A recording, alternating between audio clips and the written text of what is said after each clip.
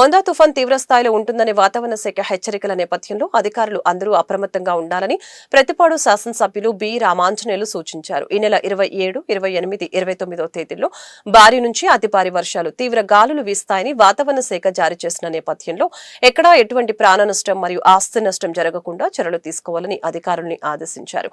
ఎప్పటికప్పుడు ప్రజలను అప్రమత్తం చేసేలాగా సమాచార వ్యవస్థలు సిద్ధంగా ఉండాలని సూచించారు. విద్యుత్, త్రాగునీరు, టెలికాం రవాణా సరఫరాకు అంతరాయం కలగకుండా చూడాలని అధికారులకు సూచించారు.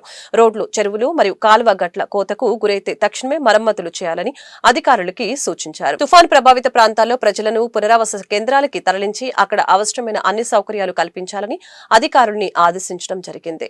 ప్రజలు కూడా అధికార యంత్రాంగానికి, ప్రభుత్వానికి సహకరించాలని ఎమ్మెల్యే విజ్ఞప్తి చేశారు. ప్రజాప్రతినిధులకు అందరికీ కూడా ప్రత్యేకమైనటువంటి నమస్కారాలు.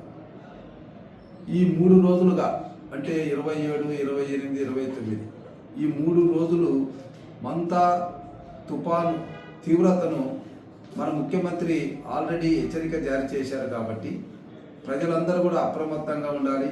అధికారులందరూ కూడా హెడ్ క్వార్టర్స్లోనే ఉండాలి.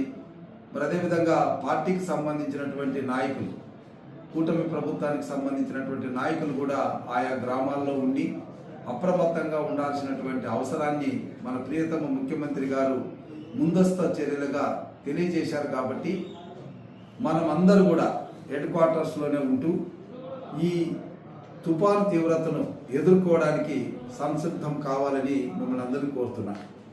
ముఖ్యంగా ఈ 3 రోజుల పాటు వచ్చేటటువంటి ఈదురు గాలులు కానీ, తుఫాను కానీ, మెరుపులు కానీ వీటి ఉన్నప్పుడు బయటికి వెళ్లకుండా, ముఖ్యంగా చెట్ల కింద, ముఖ్యంగా త్రాగునీరుకి సంబంధించి ఇబ్బంది ఎదుర్కోకుండా మనం త్రాగునీరుని కొంత అదనంగా స్టోర్ చేసుకొని ఉంచుకోవాల్సినటువంటి అవసరం ఉంటుంది.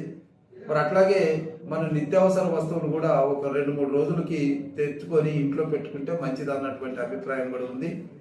సో దీని తీవ్రతను దృష్టిలో పెట్టుకొని ఎవరు భయోందోళన పొందాల్సిన పనిలే. తుఫాన్ అన్నటువంటిది మనకు కొత్త ఏం కాదు. అయితే అప్రమత్తంగా ఉండాలి. రెండవది, తమకు తాము రక్షించుకునే విధంగా చర్యలు ఉండాలి. అదేవిధంగా తమకు తాము రక్షించుకోగా మిగిలినటువంటి తన తోటి ఉన్నటువంటి వాళ్ళని కూడా రక్షించుకునే విధంగా మనము తయారవ్వాల్సినటువంటి అవసరం ఉంటుంది.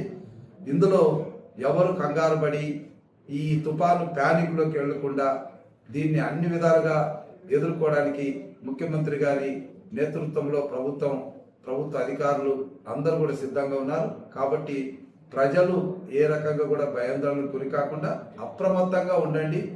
మరి వచ్చేటటువంటి హెచ్చరికలు, ఎప్పటికప్పుడు వచ్చేటటువంటి హెచ్చరికల్ని మనం గమనిస్తూ దానికి అనుగుణంగా ముందస్తు చర్యలు తీసుకుంటూ, మరి ఒకవేళ తుఫాను వల్ల తీవ్రత ఏర్పడినప్పుడు ఎవరు భయాందోళనకు గురి కాకుండా అక్కడ ఆహార సదుపాయాలు కానీ, మంచినీళ్ళు కానీ, వాళ్ళకి కావాల్సినటువంటి షెల్టర్ జోన్స్ కానీ ఇవన్నిటిని కూడా ఏర్పాటు చేయడానికి మేము సిద్ధంగా ఉన్నాం.